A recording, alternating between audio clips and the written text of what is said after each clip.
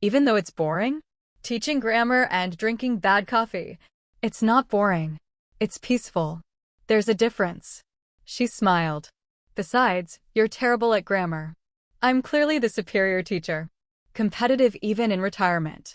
I'm not retired. I'm just beginning.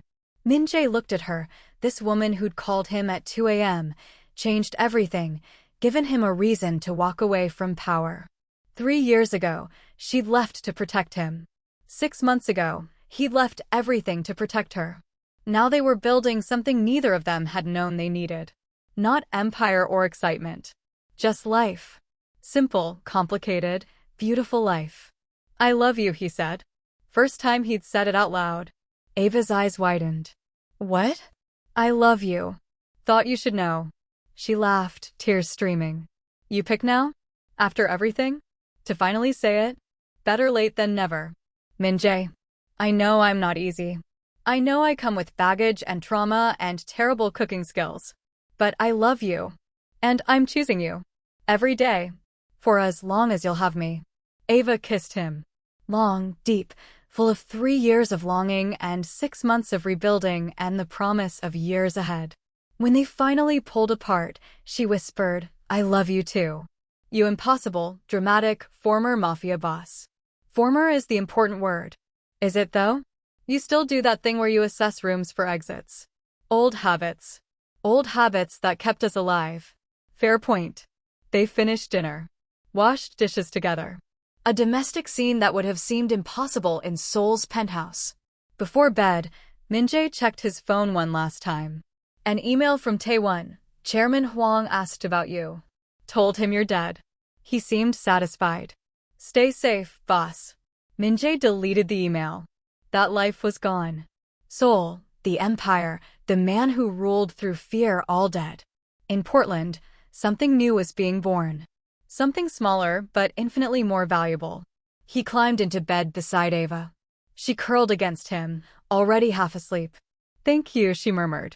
For coming when I called. Thank you for calling. What happens now? Min-jae thought about tomorrow. Classes to teach, students to help, ordinary problems requiring ordinary solutions. Now, he said, we live. And for the first time in his life, living felt like enough. 1 year after Portland, Ava stood in front of a mirror, adjusting her dress. Simple, cream-colored, nothing extravagant. Min-jae's mother fussed with the hem. You look beautiful. My son is a lucky man. I'm the lucky one, Ava said. He gave up everything for this. He gave up a prison. You're giving him freedom. That's not luck, that's love. The wedding was small. 20 people in a garden behind the language school. Former students, new friends, Min-jae's mother crying openly. No one from Seoul. No bodyguards or business associates or reminders of the past. Just people who knew them now, not who they'd been. Min-jae waited at the makeshift altar, wearing a suit that cost a fraction of his Seoul wardrobe but made him look more handsome than expensive fabric ever had. He smiled as Ava walked toward him. Real, unguarded, the smile of a man who'd found something worth more than power. Hi, she said, reaching him. Hi yourself. The ceremony was brief. Vows they'd written themselves, promising honesty and patience and choosing each other every day despite how hard that choice sometimes was. When they kissed, Min-jae's mother cheered loudest. At the reception, really just pizza and wine in the school's main room, Taewon appeared. He'd flown from Seoul, risking exposure to be here. Min-jae pulled him aside. You came. Wouldn't miss it, boss. Even if you're not technically my boss anymore. How's Seoul? Complicated. Chairman Hwang is consolidating power. Some of the old crew are uncomfortable with his methods. There's talk of resistance. Not my problem anymore. I know. But Taewon hesitated. If things go bad, if people need somewhere to go. Min-jae understood. Portland has room for good people trying to start over. But only good people. I'm not rebuilding an organization. Understood. And boss? Congratulations. She's good for you. After Taewon left, Ava found Min-jae on the school's small balcony. Everything okay? Yeah. Just ghosts. Friendly ghosts? Mostly. He pulled her close. Thank you for this. For believing I could be more than what I was. You were always more. You just couldn't see it. They danced to music playing from someone's phone. Awkward, laughing, perfect. Later, cutting cake, Min-jae realized he couldn't remember the last time he'd been this happy. Not satisfied or successful, those were soul feelings. Happy. Genuinely, stupidly happy. What are you thinking about? Ava asked. That I spent 15 years building an empire, and the best thing I ever built is this. Us. Sappy. True. She kissed him, and for a moment the world was just the two of them. No past, no danger, no complicated histories. Just now. Just this. When the reception ended and guests left, they stood in the empty school, looking at the life they'd created. Ready for tomorrow? Ava asked. What's tomorrow? Teaching. Paperwork. Normal married couple things. Min-jae laughed. We're really doing this. The domestic life thing. Having second thoughts? Not even close. They locked up together. Walked to their apartment holding hands. Ordinary couple doing ordinary things. And for Park Min-jae, former king of Seoul's underworld, ordinary had never felt so extraordinary. 2 years into Portland life, Ava discovered she was pregnant. She took the test 3 times, not believing it. Then sat on the bathroom floor, phone in hand, simultaneously terrified and thrilled. Min-jae found her there when he got home from teaching. Ava? What's wrong? She held up the test. Surprise? His face went through shock, fear, wonder, and finally landing on pure joy. Really? Really? He sat beside her on the tile floor. I don't know how to be a father. I don't know how to be a mother.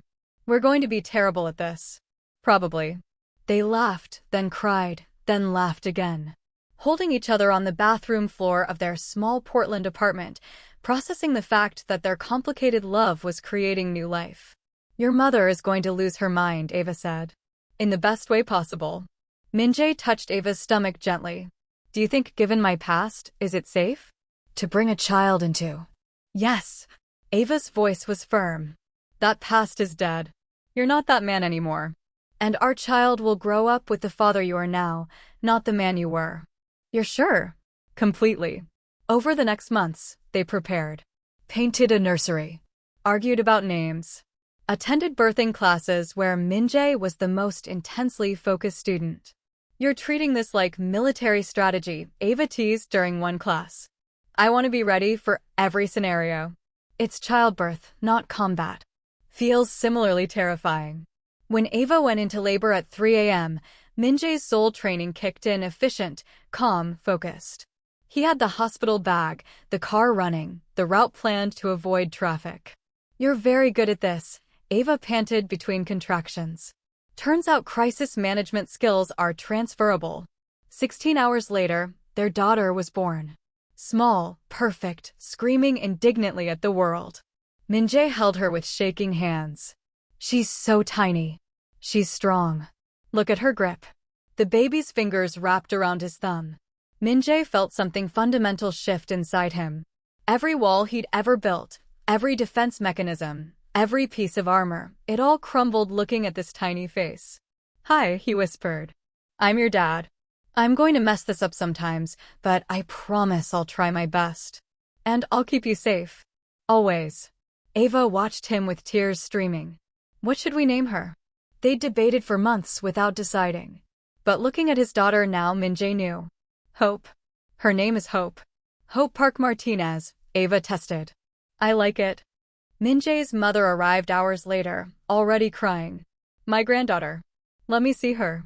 She held Hope like precious glass. She has your eyes, Min-jae.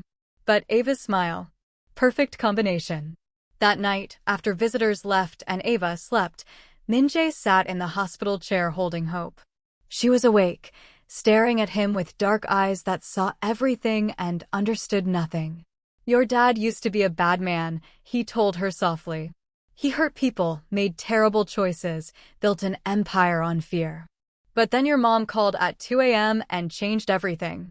She gave me a reason to be better. And now you're here, giving me another reason. So I'm going to work every day to deserve you both. Deal? Hope yawned, unimpressed by his dramatic monologue. Min-jae laughed quietly. You're right. Less talking, more actually being a good father. I can do that. Outside, Portland rain tapped against windows.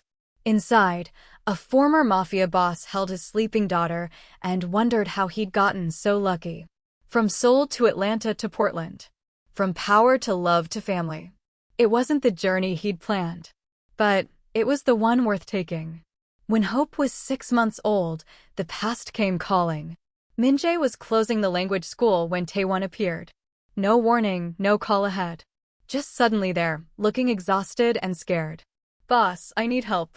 Min-jae's instincts kicked in immediately. What happened? Chairman Huang is cleaning house. Anyone with loyalty to you is being eliminated. I have 12 people who need to disappear. Tonight.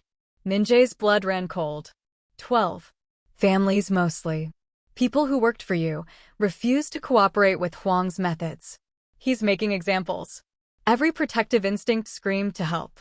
But he looked at the school, his new life, his clean life, and felt torn. I can't, he said finally. I'm out, Taewon. I have a daughter now. A wife. I can't drag them back into. I'm not asking you to fight. Just help them disappear. Give them what you gave yourself, a chance to start over. Min-jae closed his eyes. If I help, Huang will know. Our understanding ends. It already ended. He's been looking for you. Asking questions. It's only a matter of time before he finds Portland. At home, Min-jae explained to Ava. She listened, rocking hope, expression unreadable. 12 families, she said finally. Including children? Yes. And if you don't help? They die. Or worse. Ava looked at their daughter. When I was running 3 years ago, I had no one. If you'd refused to help me, I'd be dead. So would Hope, because she wouldn't exist. She met his eyes. We helped them. All of them. Ava, this could. I know the risks. But we don't abandon people just because helping is inconvenient. That's not who we are. Min-jae felt love surge through him. You're extraordinary, you know that? I married a former Mafia boss and somehow that was the smart choice. I'm clearly delusional. She smiled. But we help. Then we figure out how to protect ourselves. Over the next 72 hours, Min-jae became the man he used to be. Calling contacts, arranging transportation, creating new identities for 12 families trying to escape Seoul's shadows. Ava coordinated housing, school placements, language tutoring. Their school became temporary headquarters for the Portland Underground Railroad. This is insane, Taewon said, watching Ava explain American school systems to a terrified Korean mother. You're risking everything for people you don't know. They're your people, Min-jae replied. That makes them my responsibility. By day 4, all 12 families were placed. New names, new cities, new lives. But Chairman Huang knew. Had to know. The call came that night. Same distorted voice as before. Mr. Park. I thought we had an understanding. We did. You broke it by going after innocent families. Innocent is subjective. They were disloyal. They were human beings trying to survive. Like I am. And now you've made yourself a target again. Was it worth it? Min-jae looked at Ava feeding hope. Yes. Sentiment will get you killed. Maybe. But it's what makes life worth living. Min-jae's voice hardened. You want to come after me? Fine. But know this, I've spent 2 years building networks you don't know about. Connections outside your reach.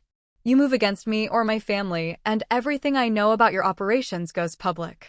Everything. You're bluffing. Test me. Please. I'd love the excuse to burn your empire down. Silence. Then, you've changed, Mr. Park.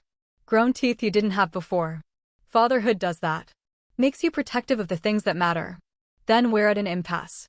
You have information that could hurt me. I have resources that could eliminate you. Neither of us can move without mutually assured destruction. So we maintain distance. You run Seoul. I run my school. And we never cross paths again. Agreed. But Mr. Park?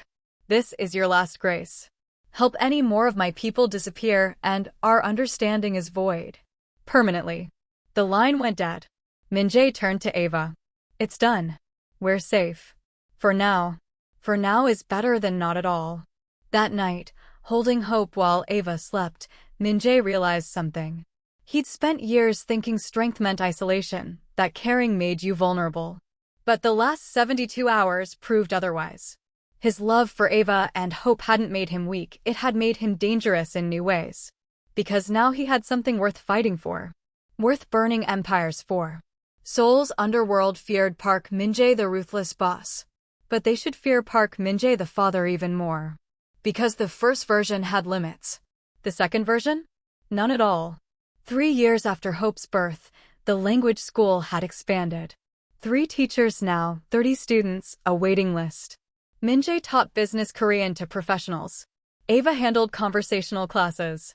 Their third teacher, a former student, managed test prep. It wasn't empire building. It was community building. Different, slower, better. Hope started preschool. She was bright, bilingual, fearless in ways that terrified and delighted her parents. She has your confidence, Ava told Min-jae one morning, watching their daughter march into school without looking back. She has your courage, he replied. I was never that brave. You walked into Lagos alone to negotiate with traffickers. That was desperation. What Hope just did. That's actual bravery. Life settled into rhythm. Teaching, parenting, building something that mattered in quieter ways. Then, 5 years after leaving Seoul, Min-jae received a package. No return address, just his name on the label. Inside, a newspaper clipping. Chairman Hwang, arrested in massive international sting. Operations exposed, assets frozen, life sentence expected. And a note in Korean, thought you'd want to know. The throne is empty. Taewon.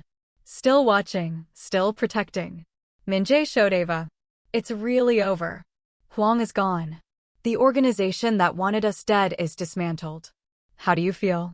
Relieved. A little sad, maybe. That was my world for so long. And now? He looked around their small apartment. Hope's drawings on the fridge. Ava's books everywhere. Photos from their wedding, Hope's birth, ordinary moments that meant everything.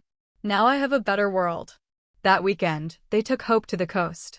She ran through waves, laughing, collecting shells with the intensity she brought to everything. Think she'll ever know? Ava asked, watching their daughter. About your past?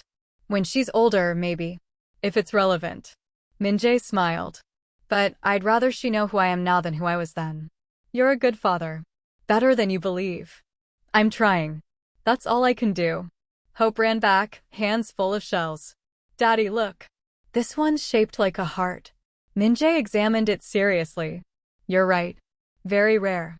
We should definitely keep this one. She beamed, already running back for more treasures. Ava leaned against Min-jae. Remember when you thought you couldn't be ordinary? I was wrong about a lot of things. This isn't ordinary, though. This is extraordinary. Just in quieter ways. He kissed her temple. Yeah, it is. They stayed until sunset, watching Hope explore tidal pools with the focus of a scientist and the joy of a child who'd never known fear. This, Min-jae thought, was what he'd been fighting for. Not power or territory or respect from dangerous men. Just this. Family, safety, the freedom to be fully human. Seoul's empire had been impressive. Portland's small life was better. And for the first time in 40 years, Park Min-jae was genuinely, completely at peace. 10 years after the 2 a.m. call that changed everything. Ava stood in the language school's new building, larger now, purpose-built, serving 100 students from 20 countries. Hope was 13, already fluent in 4 languages, already showing her father's intensity channeled into academics instead of empire. Min-jae was in his office, reviewing applications. They'd started a scholarship program for refugee families. Funded quietly by money he'd hidden from Seoul days, now used for something decent. Mom, Hope burst in. I got accepted to the summer program. The one in Seoul. Ava's heart stopped. Seoul? Yeah, the Korean language immersion thing. 6 weeks. Can I go? Please. Min-jae appeared in the doorway. He'd heard. His expression was carefully neutral. That's a big trip. Why Seoul specifically? Because I want to see where you're from. Where our family started. Hope looked between them. Unless there's a reason I shouldn't? Ava and Min-jae exchanged glances. They'd always known this conversation would come. Sit down, sweetheart, Ava said. We need to tell you some things about your father's past. They explained. Not everything, some details weren't appropriate for 13. But enough. The organization, the violence, the choice to walk away. Hope listened, processing. Finally, so you were like Korean Mafia. Something like that, Min-jae admitted. And you left because of Mom and me? I left because I wanted to be someone you could be proud of. I'm already proud of you. You teach people languages and help families start over. That's cool. She paused. The other stuff is kind of scary, but it's not who you are now, right? Right. Then it's okay. Can I still go to Seoul? Min-jae laughed, surprised. Just like that? I tell you, I used to be a criminal and you're fine with it. You're my dad. You make terrible jokes and overcook pasta and taught me how to read Korean. That matters more than what you did before I was born. Hope shrugged. Besides, Mom says we're all works in progress. You just progressed further than most. After Hope left, Ava turned to Min-jae. She took that well. Too well. I expected more questions. She's 13. She'll have questions later. Right now she's just processing that her boring dad has a dramatic backstory. Min-jae pulled Ava close. Thank you. For what? For calling me that night. For believing I could change. For building this life with me. He kissed her. For everything. You did the hard part. I just gave you a reason. 3 months later, they put Hope on a plane to Seoul. She was excited, fearless, ready to explore a country her parents had complicated histories with. Be careful, Min-jae told her. Stay aware of your surroundings. Don't trust. Dad. I'll be fine. It's a supervised program. Stop worrying. I'm your father. Worrying is my job. After she left, Min-jae turned to Ava. Was that a mistake? Letting her go there? No. She needs to see Seoul as it is now, not through our fears. Besides, Ava smiled. Huang's gone. Your organization is ancient history. She's just another American student studying abroad. You're right. I know you're right. But you'll still check security updates obsessively. Obviously. Hope's trip went perfectly. She returned 6 weeks later, fluent, confident, full of stories about Seoul's markets and palaces and the family who'd hosted her. Did you like it? Min-jae asked. Loved it. The city is beautiful. And Dad? She grinned. I met someone who knew you. Old business associate. He said you were legendary. Min-jae's blood went cold. Who? Relax. It was nice legendary. He said you were the only boss who kept his word. Hope paused. He also said you gave up everything for Mom. That's pretty romantic. After Hope went to bed, Min-jae called Taewon. Who did she meet? Probably me, Taewon admitted. I've been keeping an eye on the program, making sure she was safe. We talked once. I didn't tell her specifics. Thank you. For watching over her. Always, boss. She's a good kid. You raised her well. That night, lying in bed, Ava asked, do you ever miss it? Seoul? The power. Min-jae thought carefully.